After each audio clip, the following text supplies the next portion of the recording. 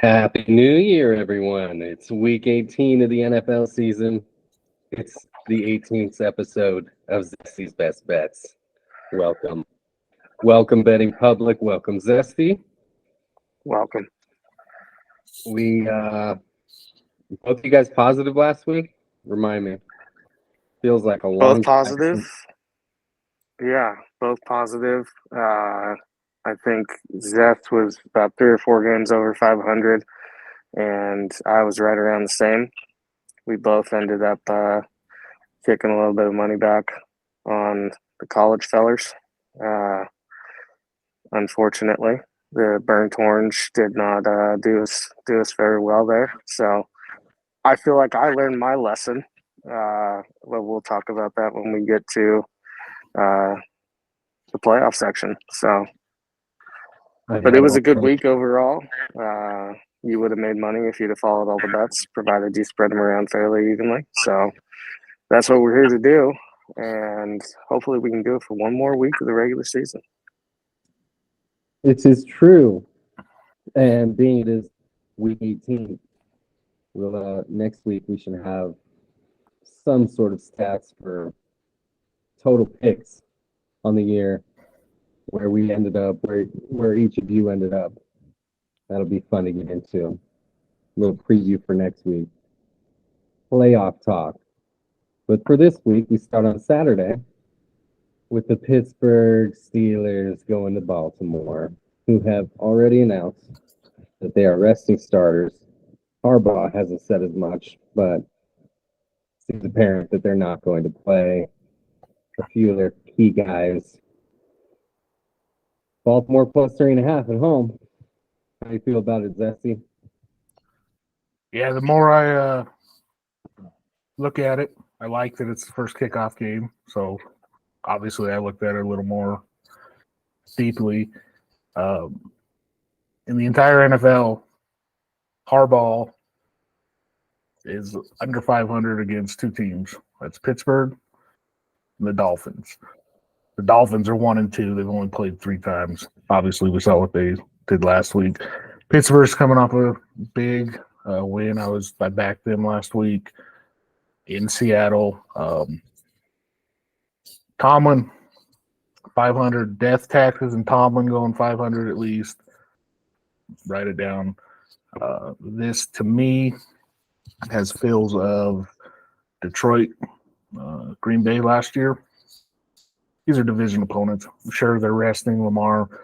Huntley's more than capable as a backup.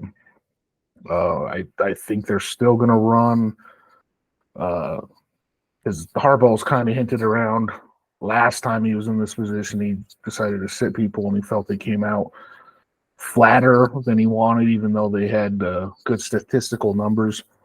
So I look for them to play a half, play a quarter. Even that, they're really deep pretty much everywhere. They're still going to be able to run the ball. Huntley can still run the offense. What better treat to go into a bye to knock Pittsburgh, your biggest rival, out of the playoffs? So I've got them at plus 3.5. I've got them with a long shot sprinkle dog money line that I'll get into. This is just, I think Baltimore is deep enough to overcome that, and then additionally, I don't think Pittsburgh is not good enough to be a 3.5 point dog on the road, even with Lamar Jackson out.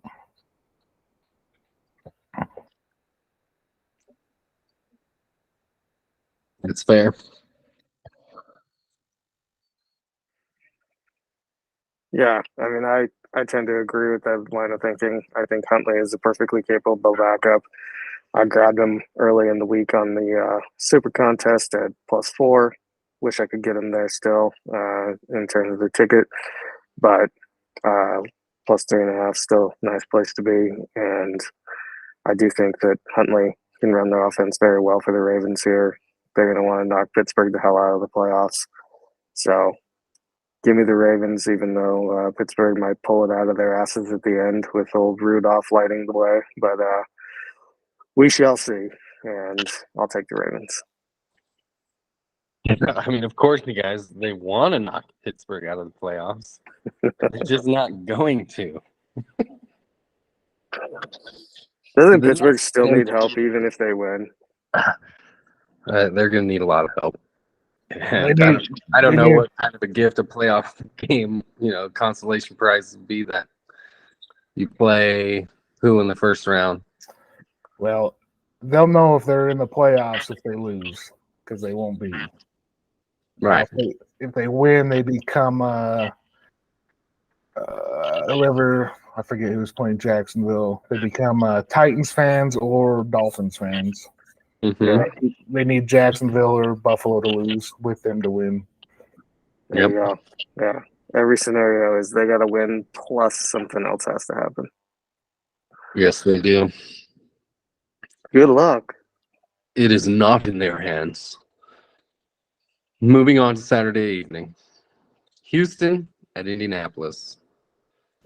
2 9-7 teams. It needs +1. I mean, what's Gardner Minshew going to do to end the year? Yeah, so these are two teams that do control their own destiny, winning in. Either Tuesday or Wednesday, it was actually -1.5. The Colts, as of 3 hours ago on Thursday, is now -1.5. Houston, take it for what you want. They played week 2, I believe, and the Colts beat that ass. But that was CJ Stroud's second start. This is still a team that drafted number 2 overall. So they were learning themselves. They're running the ball a little better, but they get after the quarterback there. So they're more of a speed front than a power front, but they've played the run at least average, maybe a little better than average. For the third week in a row, we'll throw out the Minshew. They score 21, he loses for the most part. I think the Colts will have success. They are playing better defense, but give me the better quarterback with a at least comparable defense, if not slightly better at getting after the quarterback in case the script gets out of hand. I think this is going to be a very entertaining game. Either which side, that's why it's close.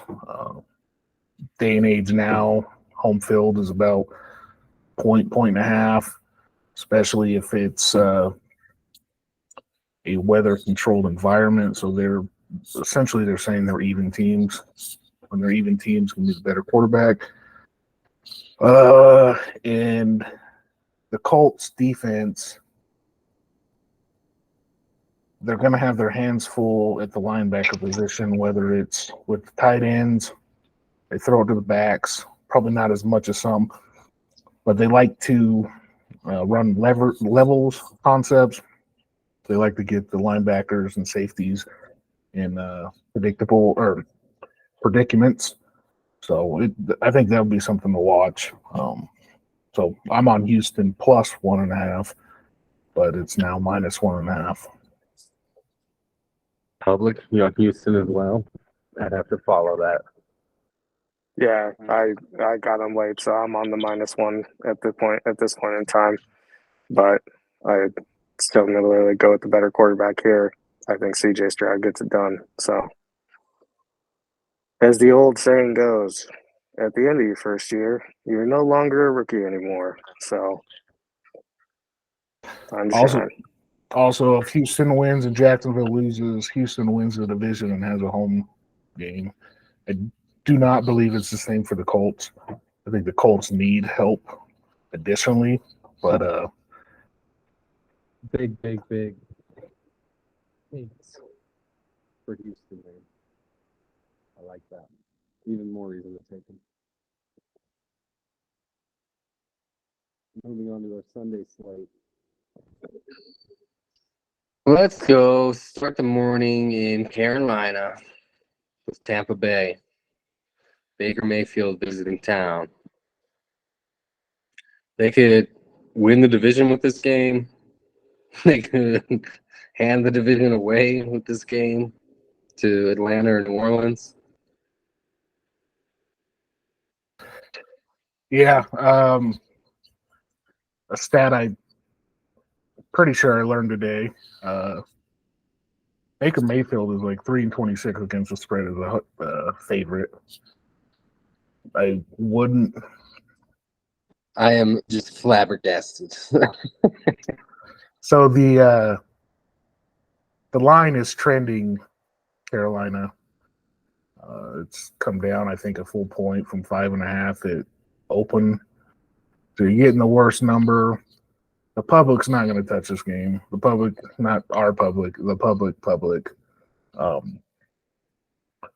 For obvious reasons. One, they felt like the side to bet last week. They got the worst number. They just watched Jacksonville get shut out. Teams that get shut out, I know I mentioned it on the cast before. The last team to get shut out put up 66 points, and that was the Raiders. So typically they bounce back. Baker's got I think it's a rib deal. I don't think it's going to affect him. One, he's a tough son of a gun. Ultimately, I think the Bucks play good enough defense, but Carolina beat Houston at home. They played Green Bay really good at home. They play well at home. This is a divisional home game. I wouldn't touch any of this. If I had to pick a side, I would back the Panthers. Anything above 4.5, or at least above 3.5. I think it becomes conservative. If not, the Bucks might come back to who we really thought they were. It's going to be ugly, but ultimately, I think they win the South. Thought they should have handled business last week, and they made me feel like a fool. Yeah, I'm interested in this game. Public, what do you think Baker's going to do? Similarly, ended up looking foolish on him last week. Not very happy about that with Mr. Mayfield at this point.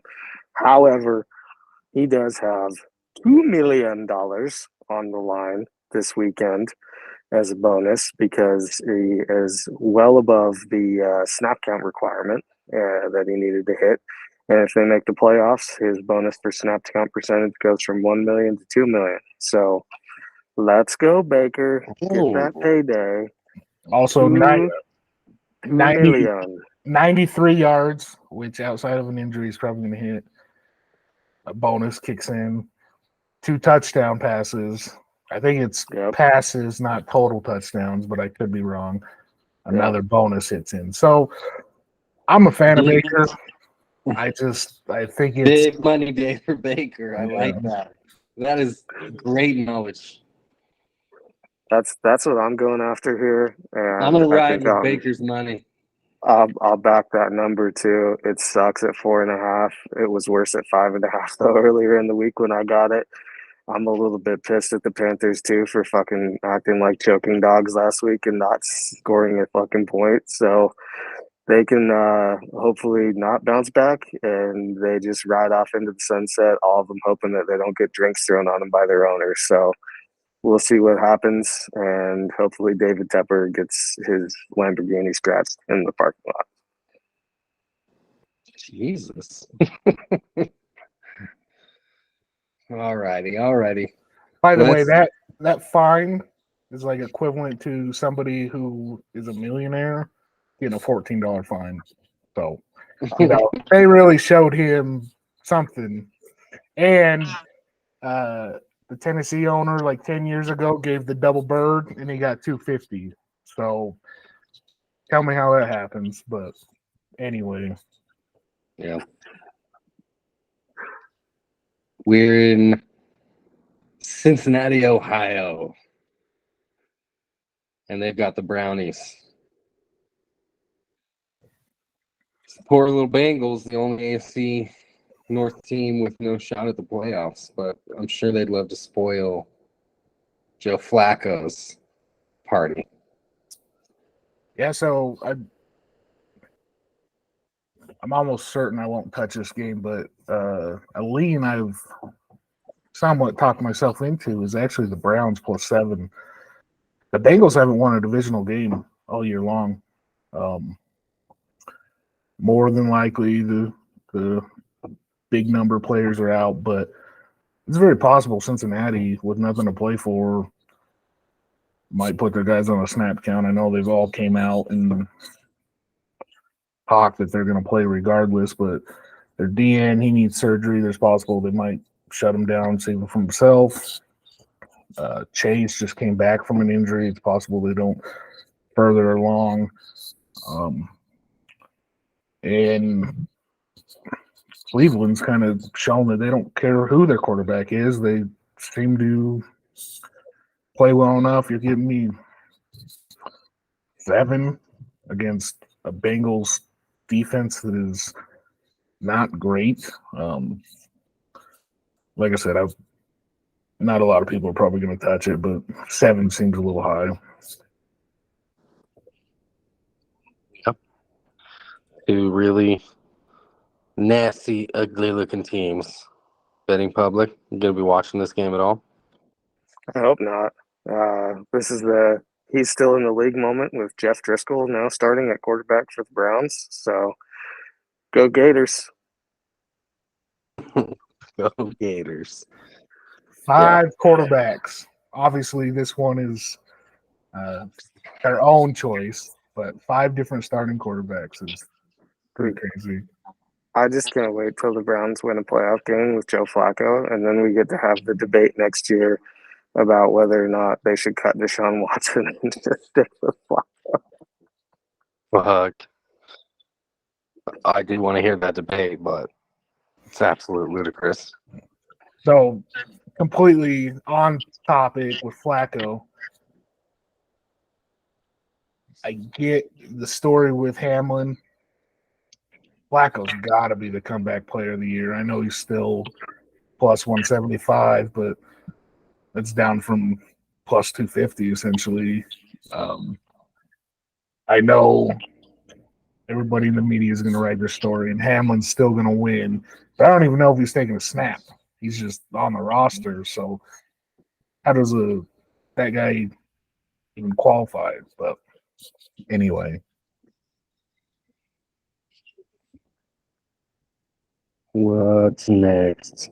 Let's go to the Detroit Lions hosting the Vikings. -3.5. Are they sitting people? They playing everybody. Yeah, Dan Campbell doesn't believe in sitting people. I think he starts his starters in the playoff or the preseason, and technically they still have a shot at the number 2 seed. It's very possible they're still a little pissed off from last weekend. The Vikings are a disaster. I ate crow on them last week, so they're a little on my shit list. But I originally thought of playing the total over, but I actually think the Lions just might stifle them, run the hell out of the ball, and cover the 3.5 is what I decided to sit on, was the point side. But I think the total, potentially, the Vikings are done. Don't have a quarterback. They don't run the ball well. I do think they're well coached, but their defense has fallen off. It's just too much war of attrition. I don't see them. I think they're ready to hang it up. If you can't put up an offensive touchdown before the 4th quarter, or the cover play potentially for somebody, when Kirk Cousin and his boy are shirtless, leading with Skull in a must-win game, I think you've lost momentum on this season. They're a ship without oars. to use a Viking metaphor. Public, any thoughts here? I'm on the Lions as well. I grabbed them on Super Contest earlier in the week at -3, and don't mind taking the hook at 3.5. It'll be a bloodbath, I think, because Minnesota's got no fucking reason to be there, and the Lions ought to be pissed off at this point. So hopefully they take out some of that anger on their division rival to end the year. So. Oh, I can't wait till they bring in an ineligible lineman. Oh, the coverage that they're going to get, because you know damn well they're going to do one of them fucking plays and make it blatant as shit just to kind of give them shit. I would. If I was Dan Campbell, he seems like a badass, so he'll do it.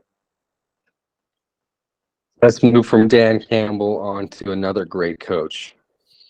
Amazing coach, Bill Belichick, possibly coaching his last game for the New England Patriots. Are they going to rally around that? Or are they going to say, fuck you, Bill? I'm not sure this is his last, but if it is his last hurrah, beating the Jets on the essentially the 24th anniversary that Bill Belichick was a Jets head coach for about 8 hours before he said, yeah, fuck off, I'm going to go be the Patriots head coach.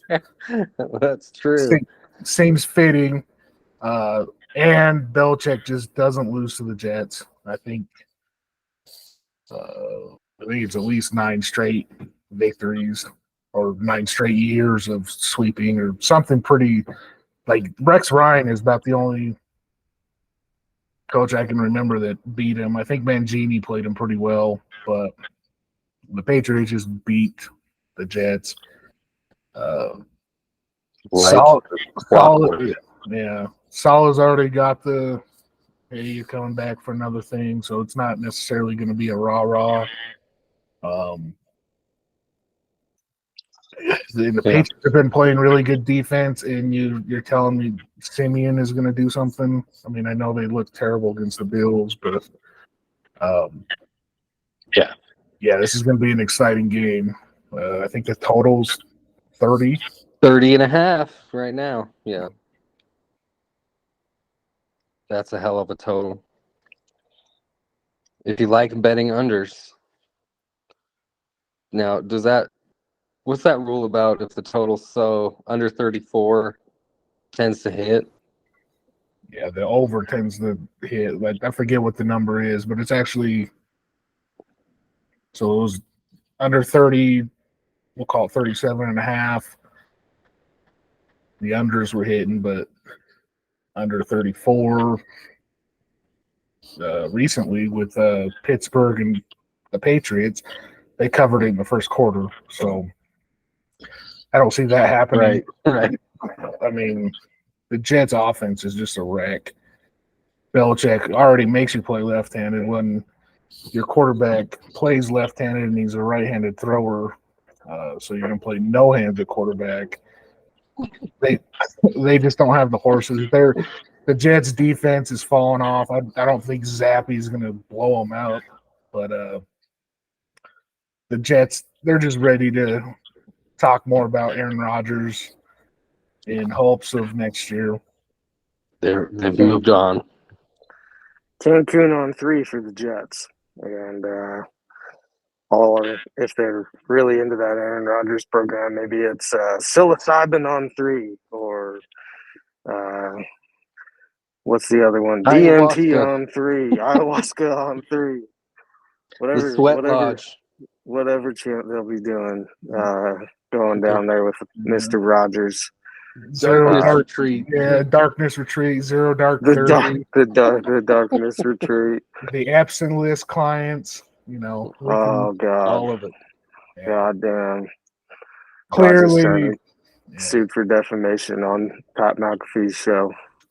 Yeah. But, yeah, no, I'm on the Patriots on this one. I think that they kind of whooped the Jets' ass here to end the year. So, yeah, I'm perfectly fine laying 2.5. Yeah, another game I probably won't have any money on or watch. So enjoy it, folks. Let's move on to the Dirty South to wrap up our morning window. 2 games in the South. New Orleans is hosting the Dirty Birds, Falcons, and they're -3. Who's going to win the division? The Saints or Tampa Bay? Yeah, so again, the NFL conveniently made sure both of these teams were playing at the same time. So, the game means something. Truthfully, I hate everything about this game because I can't trust either one of these head coaches. Can't trust anything about either one of these teams. And somehow they still might win a division. I would hope it ends in a tie and Tampa Bay loses, just because that would be the most fitting end for this division. Technically, nobody won; they just won on a technicality. I'm rooting for that now too. If I had to, the Saints at home. I guess there's rumors Kamara won't play. I don't buy it. Either which way, the Falcons still try to find a way to lose. I don't take so much in the Chicago game because, as I'll talk about in a little bit, that the Bears defense is number 5 over the last 6 to 10 weeks, something like that. So they're playing really good ball, and you're outdoors. But the Falcons they can't do anything, and they have weapons. They're not really playing great defense either. The Saints, I guess, but root for a tie, just for tie or a double safety game, something to at least entertain yourself to talk about. But that's about all I have to say about it. Public, what do you think? We haven't ran season-long numbers for teams that when we bet on them, but both of these teams also make me fucking sick. And it would not surprise me to learn that my record when fucking betting on these teams is just about 0-32 if I pick them every week. So it feels like whichever one I pick is gonna fucking shit the bed. So to hell with them all, but do like Derek Carr. So hopefully he wins. I can't wait to get into those specific numbers too, and I think that's what we all agree upon is that's why we wanted to start tracking this officially and making it all public. Honestly, because, it's all interesting. One, we think we're good at it, but it's so interesting how it all breaks down. Our natural biases, and they're built into our heads from wherever we come from, whatever experience we all have. We've all got them. So it's always fun to see that stuff and how it breaks down. I think I tend to agree with you, Public. I think the only one that's actually covered for me, and I couldn't even tell you when, was Tampa Bay. But I know I'm probably still in the red for any of the AFC or the NFC South teams. It's tough. It's a tough bet. Well, let's move on to Tennessee. Oh, did you have something to say about that game still? No, just fuck them. Indeed. The Titans are hosting the Jags. And a couple of teams that should be checked out. The Titans are getting 3.5 at home. The home dog. Yeah, Jacksonville needs it to maintain the division, but I actually think Tennessee would be the side to lay.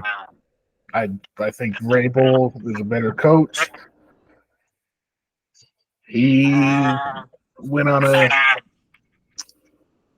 rant about losing, so I think he's going to have motivated. The problem is he's got Ryan Tannehill or Will Levis playing quarterback, but I don't trust Jacksonville at all. I don't care who starts. Yeah. I think Tennessee comes to play. I don't necessarily think they win, but man, they're going to make Jacksonville sweat some shit, especially if Pittsburgh does win. Like, I could see their buttholes getting a little tight and playing it pretty close. Yeah. Looking forward to it.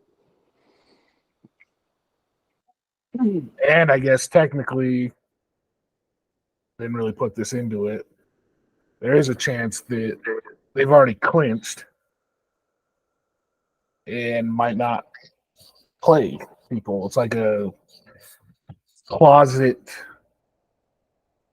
sit out game. I wouldn't cap it that way, but there is a potential for that, I guess. Well, yeah, if the Steelers lose, but then they wouldn't Denver, they would have had to, they would need the information before they're going to have it. So yeah, they would have it with the Pittsburgh and Houston game. Because then they'd be playing. Denver loses or ties. Houston doesn't end in a tie. Yeah, I mean, there's a bunch of scenarios. I highly doubt it happens, but there is a possibility that Sunshine might sit one out and they try to win this game fucking 12-9 or some shit. But I do like Vrabel. I think he's got his guys going up. Whether or not he has the horses, different story, but they're definitely going to be motivated at home. Yeah, and you're right. They do need to win to keep Houston off of them to win the title or win the division. The public, what do you think about this game? Yeah, I have money on the Titans at +4. Have them earlier in the week, and I think that they're going to give Jacksonville a real problem this weekend. Might win it outright, and I don't think the Jaguars have earned my trust. If they do end up winning, they'll be a nice team to fade, I think, in the divisional or in the wild card round. So, looking forward to that if it happens. But I think the Titans either win or it's a close game. Jacksonville might win on a late field goal. Well, let's get into that afternoon window. We've got another handful of games. Oh God, there's 7 afternoon games. Yeah, because Jerry rigged the schedule so that way that you can fucking start everybody on time that needs to and make it look like there's no cheating. Yeah. No, that's a week 18 thing. So let's go first to Arizona. Sunday ticket week. Yeah. Arizona and the Sea Chickens. Arizona's the home doggy, getting 3.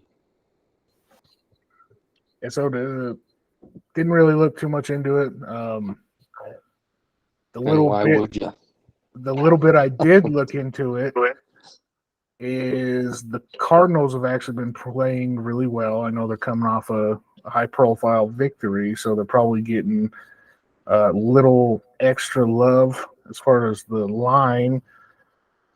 But aside to consider, I think the total is 47.5. Arizona could be the first team since the 2016 Matt Ryan-led Falcons, and I think Pittsburgh was the other one. It might not be Pittsburgh. I can't remember who the second team is. To have every home game go over the total. Seattle's probably not going to play great defense. Arizona's already proven that they don't play great defense. If I had to pick a side, I'd take the over. And then that being said, the 3.5 you're catching isn't as important if you're assuming both teams are going to score, because then the margins are more touchdown based versus potential field goals. But I would still probably back them with the number. Seattle played a high-profile team in Pittsburgh, lost at home. I do think they're well coached, but it is kind of spiraling a little bit. Arizona's got the uptick. They said they got their franchise guy. Whether or not I believe that is a whole nother thing. I think they're franchise guy by default because nobody's going to pay that contract or trade for him, and they're not going to eat a whole bunch of dead money. So by default, they say that's our guy. Give me the total and don't really think about it. I like that. I love that. Public, total and don't think about it. That's down to you.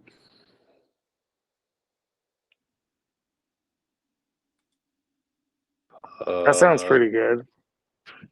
I would also lay the 2.5 or 3 with Seattle because I think that they have something to play for, trying to get that victory and then hope that somebody else loses. So I'd take the Sea Chickens and the over. So a lot of points to be had. Correct me if I'm wrong. I guess we should have done a little. They are winning in, right? Well, I guess No, it's the Packers. They're trailing the Packers. Yeah. Yeah. Their win plus Green Bay loses, Yeah, which I think they will. I would agree. But they won't know that other than periodically looking at the scoreboard and seeing if the Bears are waxing that ass. Even at that point, it's not going to affect their script. I mean, they're going in with blinders. Yeah, they have to win, so Yeah. they don't have the. So it really would only come into play if it's somehow they've got to win either way. So the only thing that I think would matter is if somehow they got noticed that the Bears were kicking their ass, and then for whatever reason they got up by 2 scores and they pulled some people in the last drive because they were like, "Yo, we're good." And Yeah. that led you to get backdoor push or backdoor cover. But if you found them at 2.5, or if you buy the extra half point, you eliminate most of that risk. So yeah, that just. I don't think they'd pull people. It would just be a lot of handoffs and that's true. Play clock being chewed up. There's no way outside of Adams, who they've apparently kicked off the team or just said don't come anymore for whatever reason. They're going to play who they got. So that's at least somewhat comforting. Both of them are probably going to play who they roster. Yeah. Let's get into that Bears-Packers game. That's in Green Bay, so it'll be cold as all hell. And the Packers are getting 3 at home. That totals 45, by the way. Yeah, so it's a little harder to say their defense is terrible when they played really well, but they played against Jaron Hall, who showed why he's not an NFL quarterback. And then they had Nick Mullins, who also showed why he's a kick starter at best. Although they did move the ball, they just weren't able to get into the end zone. They went for it, kind of hamstrung them. Then they gave up a touchdown. And then late in the game for the cover play, Minnesota didn't get it in. So the numbers look a little better. On the other side, Green Bay's offense has been clicking. Like, they're playing really good football on offense. But the Bears' defense is just as good as this offense, at least the last handful of weeks as far as how well they're playing. Chicago's offense looked good against Atlanta, which typically lots of teams outside of Carolina probably do. Again, this I mentioned it with the first game we started, has the same idea that if you're being told you're somebody's little brother, and then Aaron Rodgers, of course, doubled down on it, what better for an upticking Bears team who is allegedly said they want Fields as their quarterback and Eberflus as their head coach to go in and knock the Packers out of the playoffs. I think 3 is a good number. I have them money line with the Ravens, and then I'll finish the parlay as we go through it. But that's kind of how I think it. Right when it came out, I liked the Bears. I didn't jump on it immediately. I wanted to make sure I wasn't seeing through the fog here, but I think Chicago's the better team and have the better quarterback. Although I think Jordan Love's playing really well, but I think the Packers' defense is going to be their Achilles heel. I mean, and the Bears defense has been strong as all hell, and Fields has played well lately. I know they played the Falcons and the Cardinals, but they won 4 out of 5. Yeah. So I'm gonna keep riding hot hand here with Justin Fields and the Bears, and take them get the +3. And I do like the over. I have it at 45. If you could have got it at 44 earlier in the week, that'd be nice. But I think it's even higher now. So anything below 47, I think you're probably safe. But I think that's because you're going to have two quarterbacks trying to fight for their futures, especially with Love being on the last year of his deal and needing a contract extension. And you also have Fields, who, as you said, reportedly they want him back in Chicago.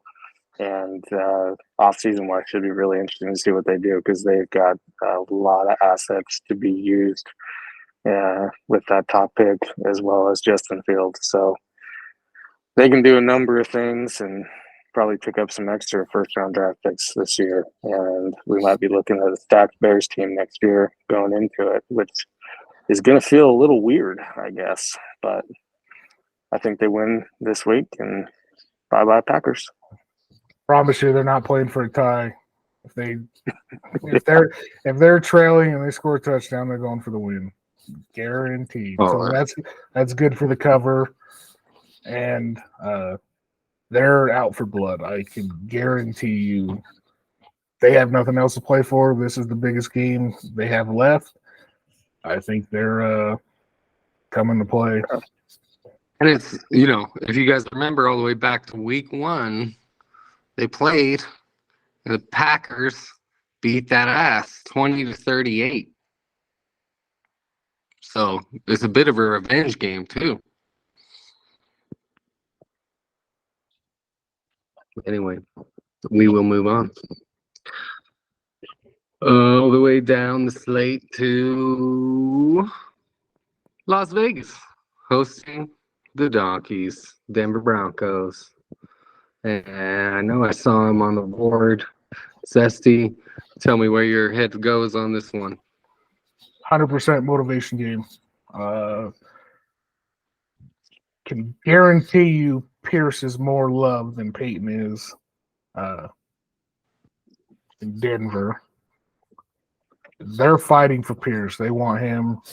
The quarterbacks are a wash. I mean, Stidham might even be a little better, but Oakland's defense is better, and they're playing for the coach. Multiple people have come out vocally saying, "This is my guy. I want him." They're going to make him look good.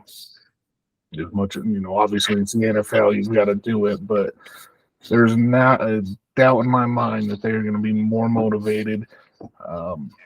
This might be one of the few times in Vegas that they have a home field advantage. The joke is last time they might have had a home field advantage was against the Chargers, and they put up 66.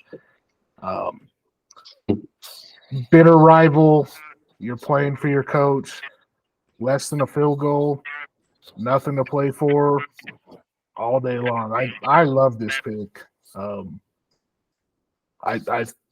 Oakland somehow, or I guess Vegas, somehow scores, but I think their defense doesn't travel, but it's going to make it very difficult. I think I have the under as well at 38. It's going to be a old school battle game, and it's going to be who's tougher. Like, I wouldn't be surprised if they ran the ball 12 straight times and said, "Fucking stop us," and set the tone. And then Denver just realizing, yeah, let's draft a quarterback. yeah. Let's go home first off, and let's think about drafting a quarterback. Public, you agree with that? I'm on the Raiders here, 100%. Shout out to the large Farva for the backdoor cover last week. Had them at 3.5. Got that late touchdown to bring it to 3. Fucking love it. Also brings me to my favorite NFL video of the week. If you can find it on the YouTube, go check it out. Gardner Minshew getting absolutely fucking perplexed at Max Crosby's talking shit to him just every time he gets near him on the football field, yelling, little ass boy, little ass boy. Yeah. Yeah, I So, did see that. I Just cannot. Minshew being like, that Max Crosby's so angry. So mad. Good stuff. Oh, can't get enough of that shit. So go Raiders. Well, we'll move on to Los Angeles Chargers hosting the Kansas City Chiefs. Chargers minus 3.5. No input. 0. I love it. Can't, Fuck 'em. All I know is Blaine Gabbert says he's getting Travis Kelce 16 yards. So there's truthfully the Charger probably decide Chiefs have absolutely nothing to play for. It doesn't matter. They can't do anything with Patrick Mahomes. So and then I'm gonna back East and stick. Kansas City's gonna try to get it out of this healthy. They could care less, win or lose, it doesn't matter. They're still hosting a game, likely Jacksonville. The Chargers, they have to play this because of NFL contract obligations. Otherwise, they would have packed up a couple weeks ago. 0 input. yeah, I stay as far away from this as I can. So I'm definitely not trying to watch it either. So we'll move right on to the Giants Eagles, folks.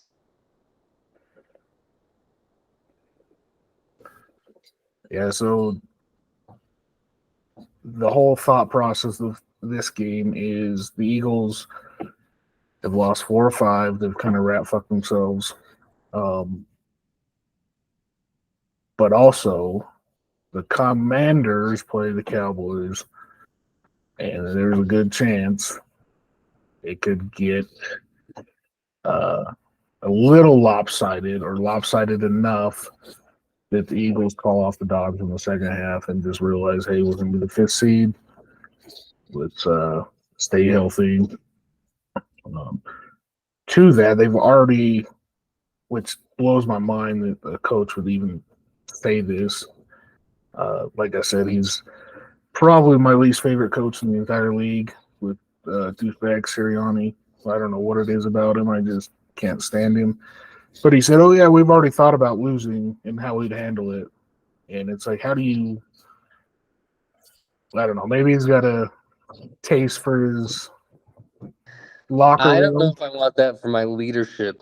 Yeah, I mean, maybe he understands his locker room, but how do you say, yeah, we've considered sitting when they need to win for the division that they've already fumbled away, and the Cowboys still play an NFL team. Kudos to the NFL for strategically Barely an NFL. facing this, but if it gets out of hand, because you know damn well they're going to know about it. One, they've already talked that they already know about it.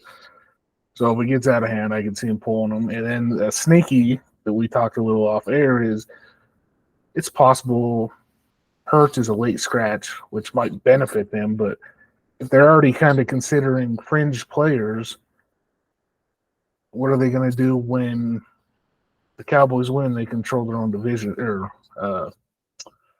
destiny. So another stat, which I shouldn't call it a stat because I don't have it exactly.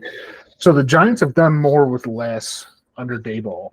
And he, one of our colleagues we talked to, we all say he looks rather dumb in a Giants coaching platform, but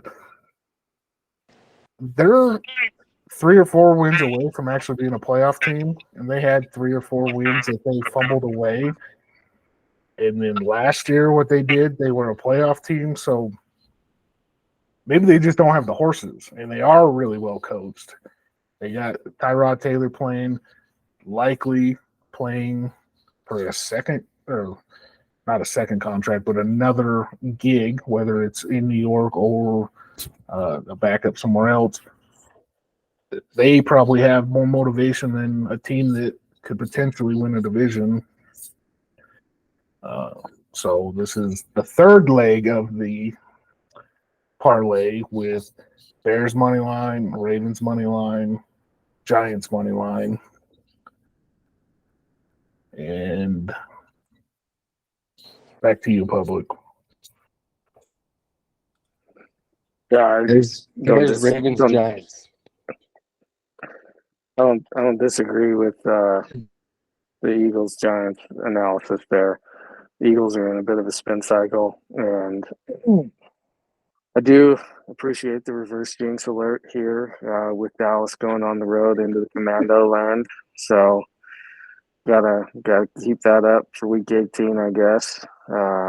But I do think Dallas ends up whooping that ass, especially since Brissett apparently can't make the start. So that always gives you comfort that Sam will throw it to the other team a couple times. So we're looking good there. Dallas also biggest reason they're going to correct their issues, and if they don't cover, they're gonna come pretty close, is because Dallas knows what everybody else knows, which apparently Nick Sirianni doesn't fucking know, which is that you have to try to keep Dallas away from having home field for at least some part of the playoffs if you want to have a real chance at beating them. Because if there's one place where they would not be beaten, it's at home versus on the road. If you can get Dallas on the road, then they probably go into Tampa Bay and fucking lose next week. But in a home game, they're advancing, and then if you advance, they're gonna beat you. So Sirianni's an idiot, and I think that the Giants might actually fuck them up this week because Tyrod makes good decisions.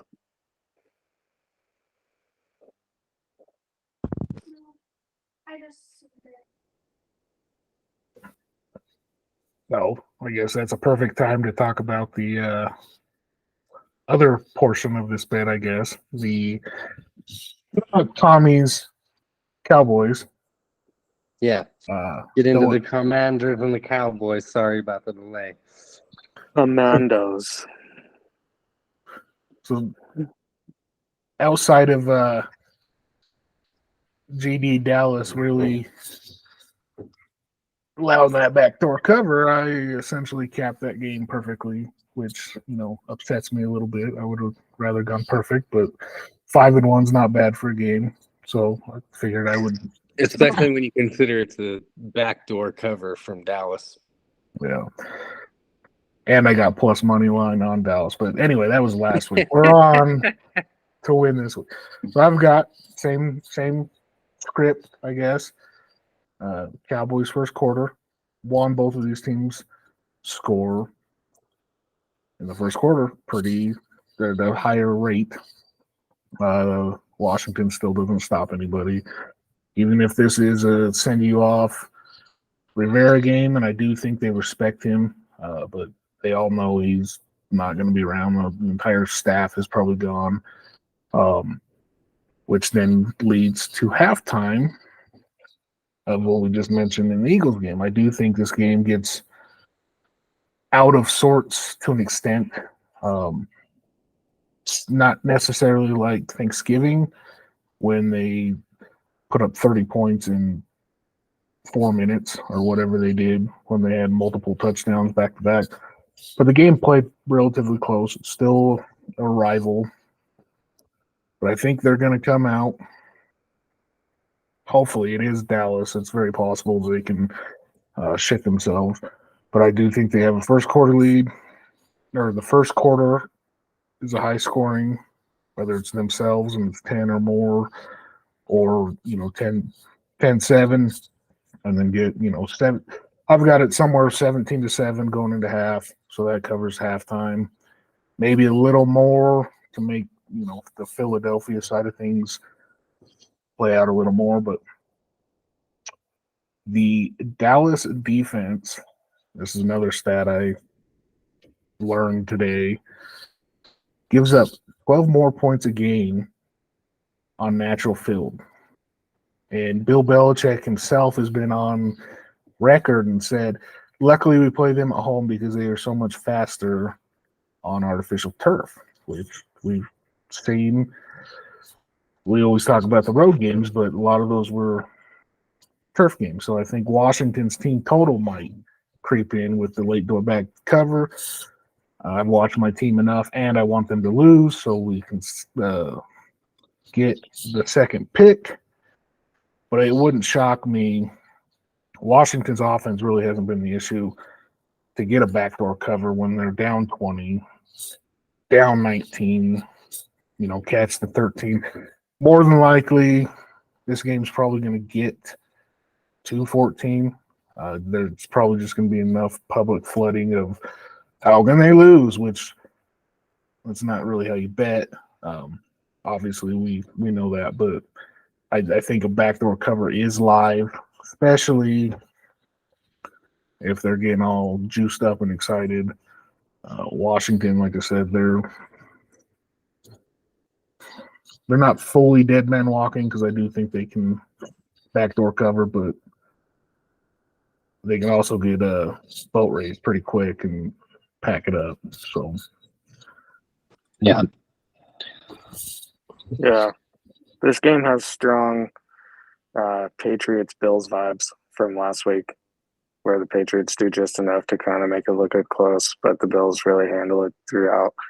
I think similar outcome could be had here, but I'm going to try and do everything I can to ensure that Dallas gets the cover here, because they should have allowed you to handicap the game perfectly last week, and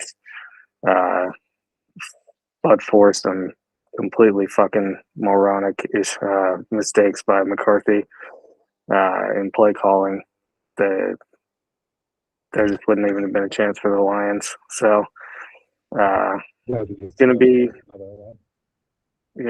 be a slaughter out there, I think. And Sam Howell likely throws a couple touchdown passes to Dallas. So that's what I'll be hoping for. Final Dallas defensive touchdown for the year. Keep that backdoor cover away from my back door. Moving on to the Niners, they're hosting the Los Angeles. yeah, pretty point blank. The Rams, or McVay himself, is pretty notorious on not playing anybody on games he don't believe means anything, like the preseason. This game, he has nothing to benefit. He's already clinched. Stafford is already out. Clearly, now we have Wentz, who's a backup, a third string at best. Purdy's out as well. McCaffrey's out. Trent Williams is probably going to suit but not play. Shanahan owns Fuck this McVay. game. Nobody's playing. Yeah. Shanahan owns McVay. I do think Darnold in this system can do well, but I think it's going to be a very vanilla game. I think my bet was under 42.5. It's now down to 40. I don't think we're going to see the offense that you would expect. And like I said, the Niners just beat the shit out of the Rams. I mean, that's just what they do. I think Darnold could have some success in that system if Shanahan was trying to roll out that system this week, but he's not going to do shit to do that. So I'd take the under. Yeah, well, Elijah Mitchell is not McCaffrey, but Wentz and whoever the backup is not Stafford and Kyron Williams. Yeah. More than likely, Puka or Cup are sitting or very limited playing. The Rams aren't going to throw anything out. They have nothing to gain other than putting other stuff on film. So Not gonna happen. Public. Yeah, I think this game ends up being dog shit to watch as well. The only thing I'd have on it is 49ers first half money line. Just thinking that they come out and play pretty well in the first half. But right now, I think you get that at a pretty huge juice, up to minus 160 or minus 190, depending on the book you're looking at. So, not very attractive in that sense. And this game going to be a lot of a lot of plays called by both coaches that they never plan to call again in the next month because they don't want to show anybody anything. So look for some very fucking weirdness up there in the Bay Area on this one. Yeah. I would agree. They might call a couple things to throw it on tape to make you prep for, and maybe you'll see it, but Right. It'll be Those like type of shenanigans. it'll be, but what it'll be, because they're both smart, is it'll be the trick play, but not the actual trick play. It'll Right. be what you'll go prep for, and then they'll fucking tweak it when they really run it. Yeah. It'll be they're all both- fuck arounds. they both have injury histories. They're both just trying to get on to the next week. Yeah. Amen. Yeah. Well, I know one of us is really excited about this next game. It's the Sunday night game. And it's a really good matchup, so we should all be happy and thankful. Miami hosting Buffalo. Let's hope. That's either one-sided, very lopsided. I'd be happy with, but the truth is the Dolphins played well at home against Dallas, but they really didn't. Dallas played probably. I don't know. I know we're going back a couple weeks, but they portrayed that Dallas outside of home actually can play, and Miami at home's really good, and they're really. I guess they are. I think they're 7-1 at home or something like that against the number. And I really love backing teams like Miami in this spot. Miami's the sharp side, at least early at 3. It's been juiced up to Bills -3 even money, which, fear of the hook to where if it comes down, they're going to probably get Buffalo money. I think this game's relatively close. It's more of a money or a number attack at the moment. I think it still comes back. The injuries, which, everybody in the media is going to say something about, typically you lose a starting corner, you're starting the end after you just got your ass beat. It's going to look a little weird. Buffalo's already beat this ass before. Buffalo's look terrible. Buffalo is certainly inflated. That's why I think the sharp money is on Miami. Told you guys a couple weeks ago, get that AFC East division title at +210 on Buffalo. Full disclosure, this is the only bet I got. I got $2,500 on Buffalo -3. I think my boy Josh Allen's going to come to play. I do have concerns with the lack of separation, but I think overall they are a tougher mentality team. The weather, I believe, is supposed to be wet. Buffalo does, over a long stretch, struggle against the run. I'm not sure where the number comes from. But Miami, who runs the ball well, which I don't think Moser or Water are going to play, which tells me I think the line's going to go the other way. I think, like I said, I just think they're the tougher team. And Miami, as good as they run the ball, they don't like to run the ball. They like to get cute on the outside. And if Moser is hurt or handicapped, A-Chain can run as fast as you want. He's not going to be able to carry the rock multiple times, and they don't have anybody else. It's possible Tyreek's banged up. I wouldn't put too much into that. Miami is the sharp side early, at least, but Buffalo -3. I like the Buffalo team total under. I like Miami's team total under. I like the games under. This is going to be who's tougher than who, and supposedly Tua is banged up, but I highly doubt that's anything but smoke and mirrors. He's going to at least give it a go, but that had nothing really to do with the cap. What you say? Blake, what you think about it? I agree. I think the Bills come out strong in this one. Josh Allen's going to do some work. Down to 2.5 now that I'm looking at it for the Bills. So spicy Week 18 finish, and I think Josh Allen's going to try and get a few MVP votes pulled away from Lamar Jackson and come out strong, finish off the game, win that division, and hopefully cash in on multiple fronts for the show here. So let's see it, Buffalo. The last game of our 2023, now 24 regular season. So bittersweet. Football season's coming to an end.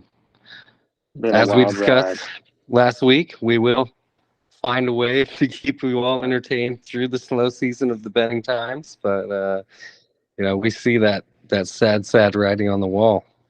We've only got a handful of NFL weeks left to pick, ladies and gentlemen. So cherish it. You got to cherish it even when it's week 18 and there's nobody fucking playing. And half the games that are important are going on at the same fucking time, so you can't see what you want to see. At least not as it's happening live. But alas, we put up with the bullshit. It's the NFL. It's the only thing that fucking matters outside of our actual lives. Yeah, it's brings a tear to my eye that it's coming to a head. But college football does end Monday. And we might as well we're not going to see these that. folks Monday. I know I learned a lot last week. Texas, man. I don't even think I'll be watching this game, folks. Yeah, I haven't really finalized any of my capping. I know betting against Washington is not profitable. They did impress me quite a bit. I thought Texas matched up with Michigan a little better. Michigan is going to remind you. Yeah, Michigan You told me if Texas won, they win the national champion. But if Washington wins, no, Michigan. So yeah, I think their secondary can match up. Although Washington's got that dog in them. It would be very fitting that the Pac-12 is dismantling and they couldn't get anybody in the playoffs and then win a natty. But no official play yet. I lean Michigan. One game I probably will have money on is those South Dakota State Jackals. Oh my God, I love it. The other national title. Yeah. Let's talk about it. So we all are very aware of North Dakota State and the run that they went through. This South Dakota State team is the third highest ranked power since those North Dakota State teams. And then the other one on the list at number 2 was James Madison. They just punked the shit out of people the last couple of years, and then they came to the league. Big, ugly number. I do like Montana. I just don't think they have the dogs in them. I think, yeah. I couldn't tell you a person on either team, but I do know South Dakota State is pretty damn good. You're willing to lay 13.5? Yes. And you don't even know anyone on the team? Yes. You don't even know about Yeah. Isaiah Davis? There is a very large discrepancy on the statistics that I hold near and dear. So, yes, I Their would definitely best lay it. receiver is named Janky. I like that. I watched a little bit of Montana in their last game, and it didn't give me a whole lot of confidence going up against the juggernaut of the Dakotas. So I like it. I like it. Also, big Phoenix energy Monday night. Michigan might win, but they ain't covering 4.5. And the total is not coming close. Because if it comes close, it's because Washington kicked their ass. Because Michigan's not scoring more than 30. No fucking chance. No, I agree. Washington's defense is very underrated. I think, as we talked about the Alabama game, Michigan's going to have the trenches. They just have the advantage in the trenches. But Michigan's secondary is one of the few, probably in the country, that can match up with those two dudes on the outside. Dome. Boonsy. Yeah. Obviously, they're not going to just man on man, but Michigan's got the dudes to be able to do that. I do think, however, Harbaugh disagrees. Penix is the better quarterback. And I think the head coaching is a lot closer than you think. Harbaugh's, going to be about $15 million richer per year than he is, but he's a really good head coach in Washington.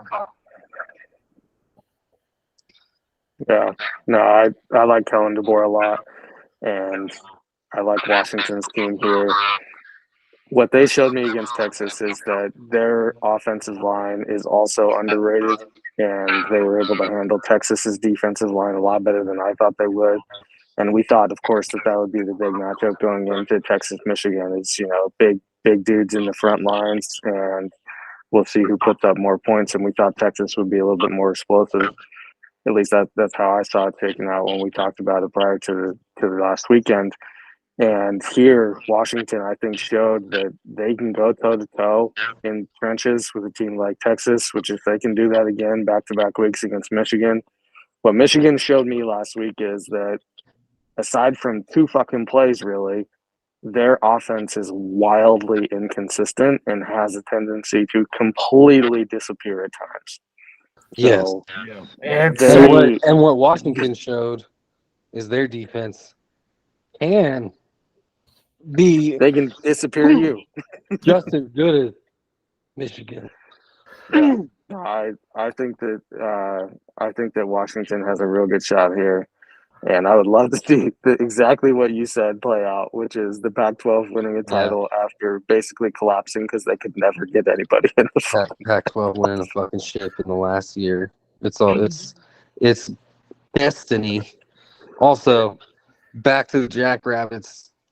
Their quarterback's Mark Gronowski, 28 touchdowns and 4 interceptions. You'll be hearing his name on Sunday. straight judgment. Polish. Take him. I will definitely say, without looking at the statistics, Washington special teams is probably better than Michigan. Watching that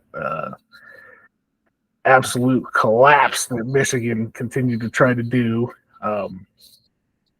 Yeah. But as we said, we kind of capped this last week in our little rant, but we did say Texas's trenches were probably the best or 1B.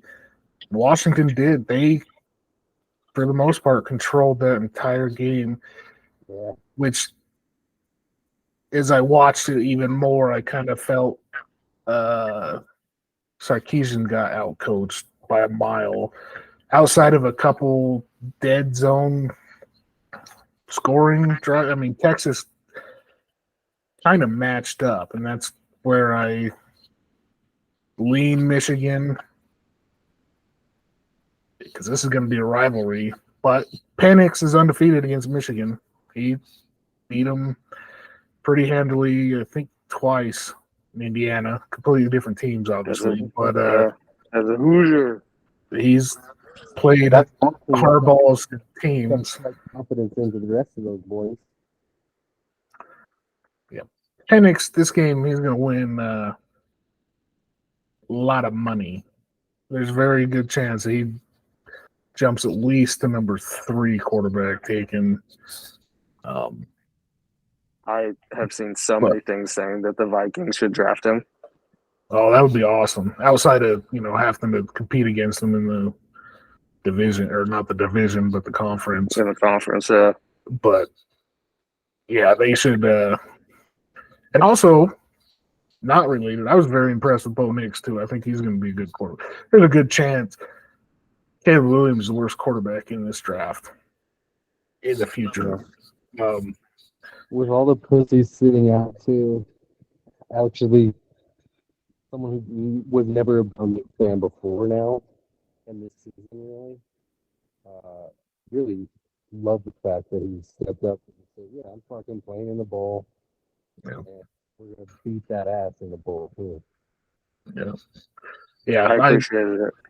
Bo Nix went up my list.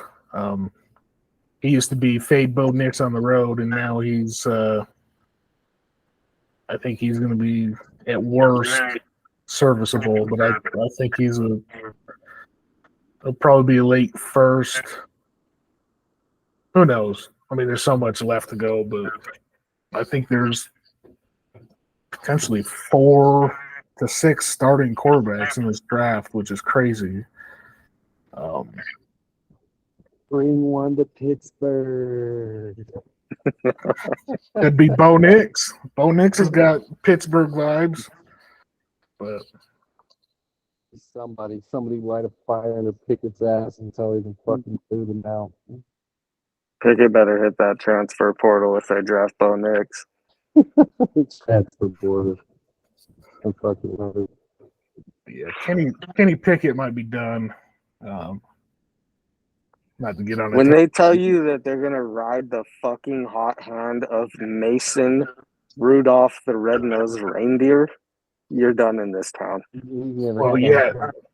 Not only that the team got excited and they wanted to play like, oh, he does it very well in practice. It's like, no, he, throws the ball vertically, not horizontally. So.